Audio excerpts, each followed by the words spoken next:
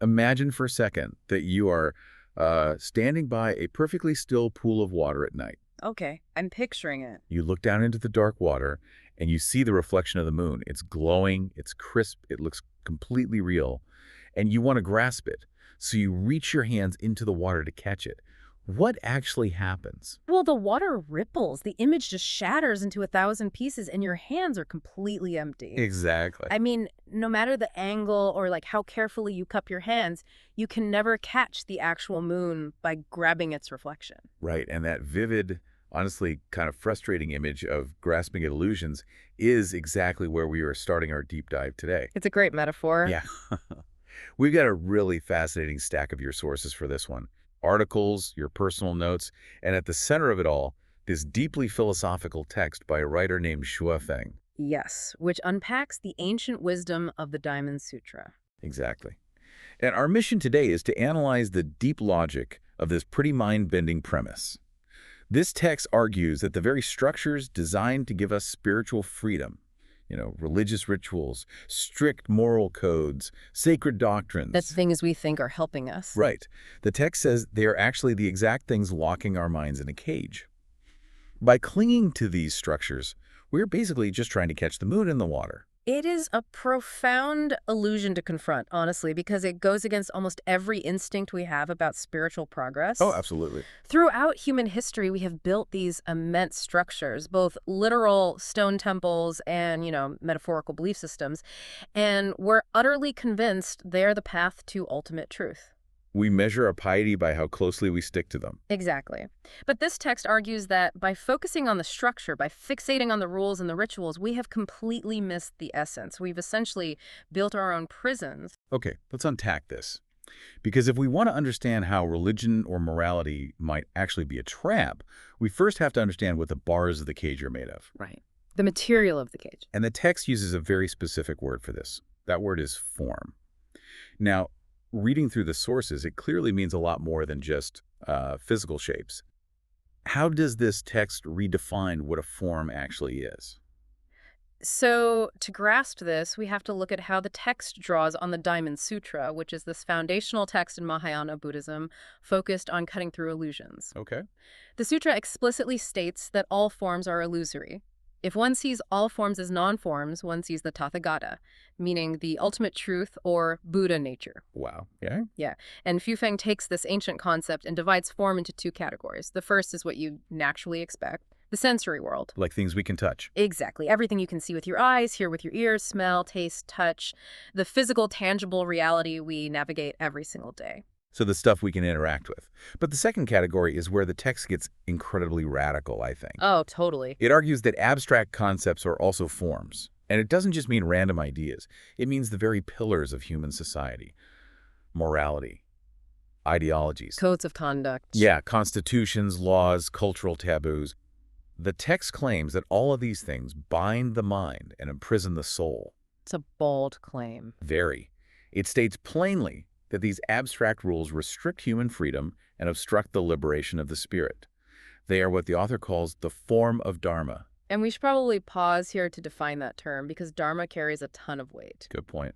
In this context, Dharma broadly refers to the fundamental truth of the universe, the underlying reality or the teachings that point toward enlightenment. Right.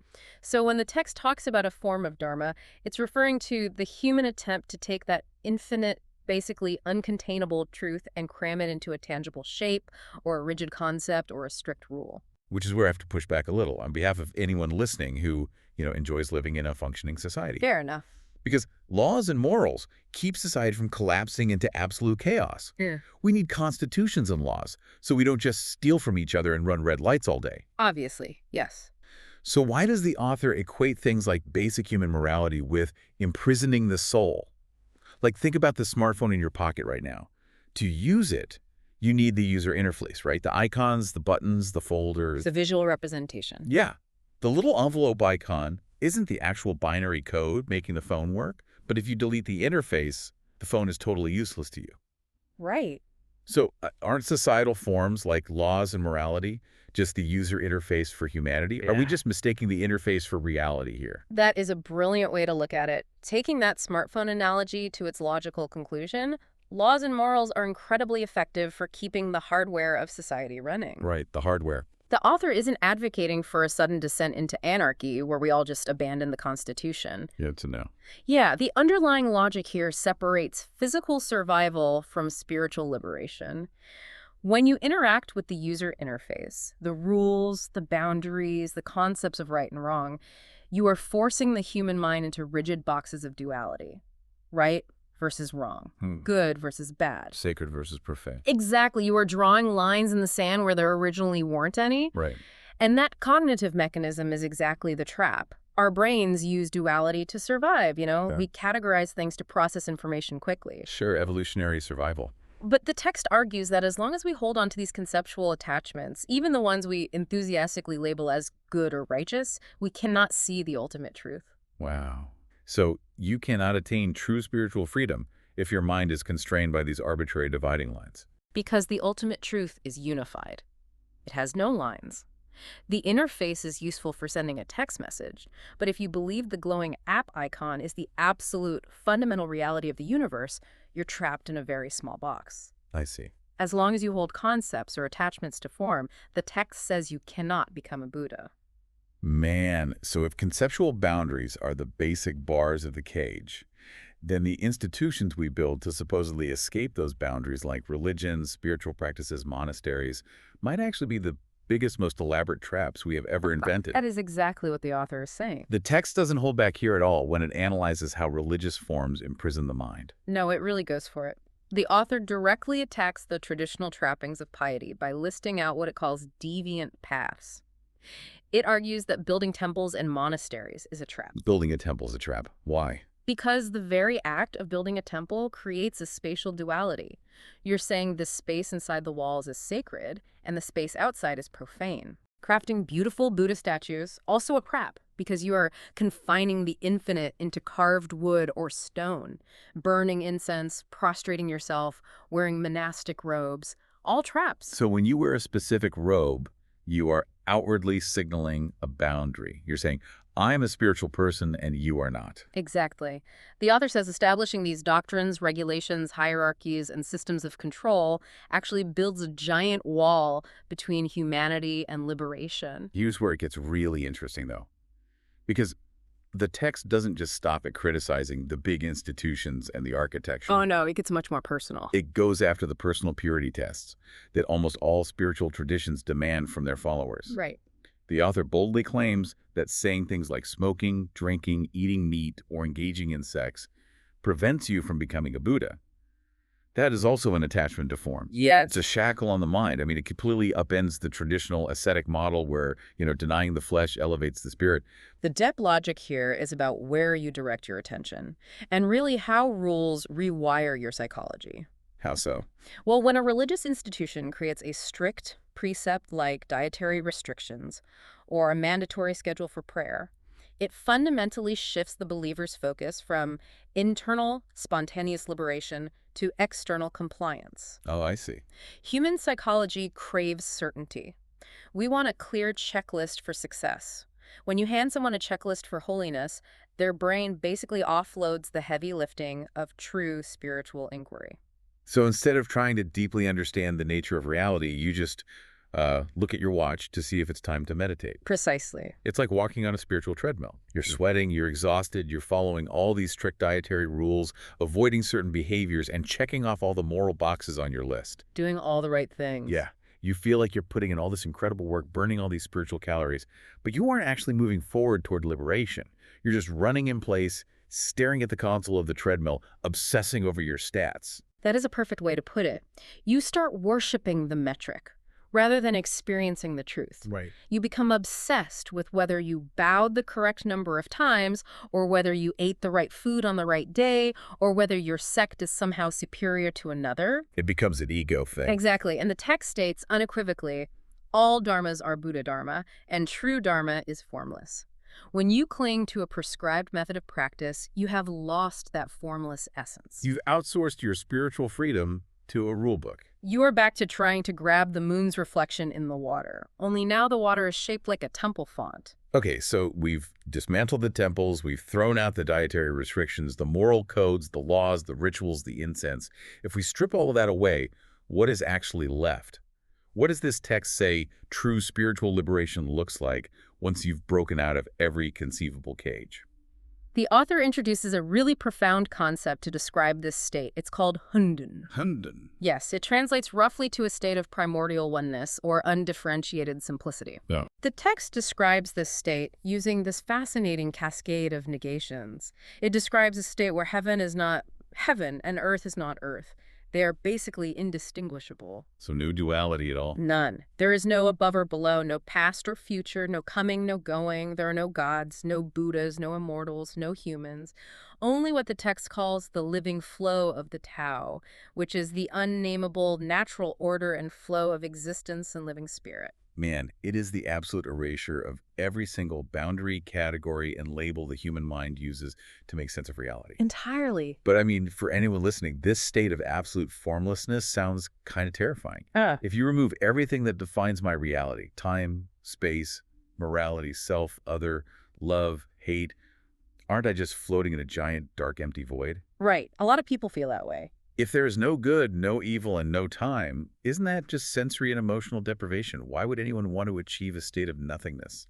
That reaction highlights an incredibly common misunderstanding of this philosophy, and the author explicitly anticipates it. Oh, he does. Yeah, the text points out a crucial nuance here. Formlessness is not a form of emptiness. The author warns that if you cling to the notion of emptiness as a form, you are still attached. Wait, really? Yes, you've just created a brand new conceptual box labeled nothingness, and you've locked yourself inside it. Clinging to the idea of a void is still clinging. So you can't just sit there on a cushion declaring that everything is meaningless, because then meaninglessness basically becomes your new religious dogma. Exactly. True formlessness in this context is a state of absolute adaptability and spontaneous response. Think about how this actually looks in practice for a human being. Okay. Let's say you encounter someone who is struggling or suffering.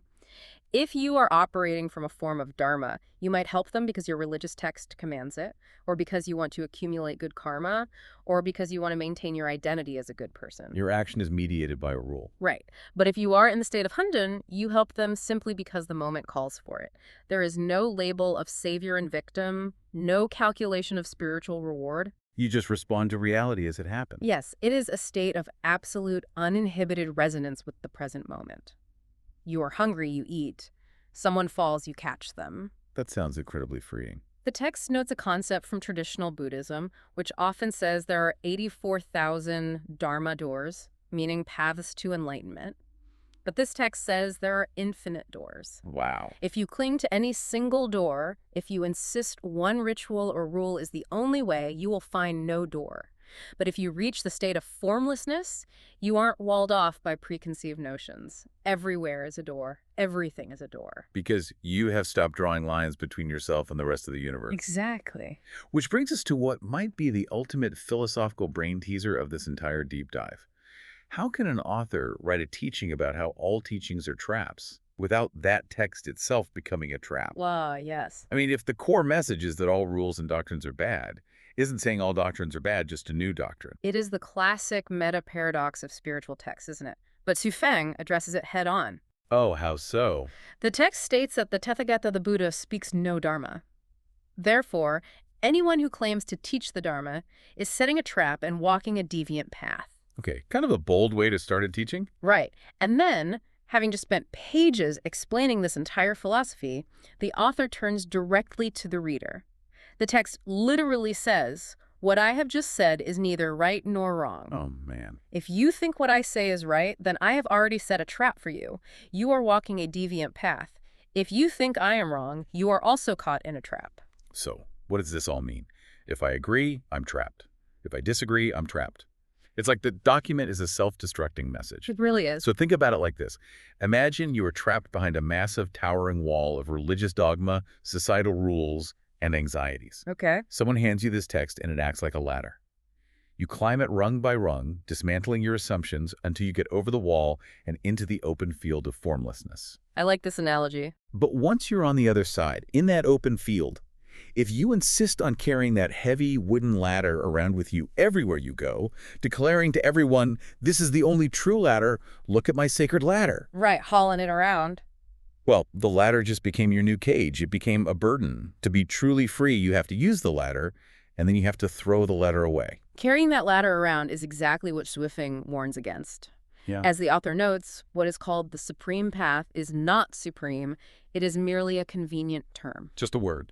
Exactly. The words are tools, not the ultimate truth itself. You don't worship the hammer. You use it to build the house and then put it down. This connects so deeply to how we live today in a world of constant information overload. Oh, 100%. We constantly seek the ultimate hack. We want the perfect morning routine that guarantees productivity. We seek the definitive 10-step wellness plan, the absolute right way to meditate, to eat, to parent. We want a map with a giant red X on it so we don't have to figure it out ourselves. We crave certainty because navigating reality without a map is intimidating. But this text challenges that impulse by exposing the mechanism behind it. The seeking itself, our desperate grasping for rigid systems and definitive answers outside of ourselves, is the very barrier to our peace. Wow. By looking for the answer in a form, we blind ourselves to the formless truth. The text concludes with a beautiful paradox. Dharma has no fixed form. Dharma, no Dharma, is true Dharma. For has no fixed form. Formlessness is true form. So the exact moment you define your spiritual practice, the moment you codify it and say this is the only way, you've built a cage. You've built a cage. It completely flips the script on how we measure our own growth. We are so deeply conditioned to think that adding more discipline, more rules, and more good habits to our lives is what makes us better people. Right, the accumulation of good things. But the deep logic of this text suggests that the real, often terrifying work is subtraction. So as we wrap up this deep dive into the invisible cages of form, let's just summarize the core takeaways here. Sound good. True spiritual freedom isn't found in checking boxes. It isn't found in following charismatic gurus. And it certainly isn't in adhering to strict moral, dietary, or institutional purity. No, it's not. It requires the incredibly difficult task of stripping away the mental constructs that artificially divide the world into good and bad, sacred and profane, right and wrong. Living without those conceptual safety rails is a daunting prospect, honestly. As you go about your day-to-day, I really encourage you to look at the boxes you have put yourself in. Yeah, take an inventory. What rules, daily routines, or ideologies are you rigorously following right now because you genuinely think they are making you a better person? And could they actually just be caging your mind? Where in your life are you worshiping the metric, the form, or the rule instead of experiencing the essence? And as you ponder those invisible cages, I want to leave you with one final, lingering question to explore on your own. It's a question that builds on the profound logic of this text and takes it to its ultimate conclusion. Let's hear it. If true formlessness, this state of Hunden, requires the complete erasure of all duality, like if you truly wipe away the concepts of good and evil and erase the boundary between you and me, what happens to human compassion? Can you truly love somebody if you no longer recognize the distinction between yourself and them? Or does ultimate spiritual freedom mean leaving the very human, very messy experience of love behind entirely? Are we just left standing by the water in the dark, realizing that to truly understand the moon, we can't even reach for it?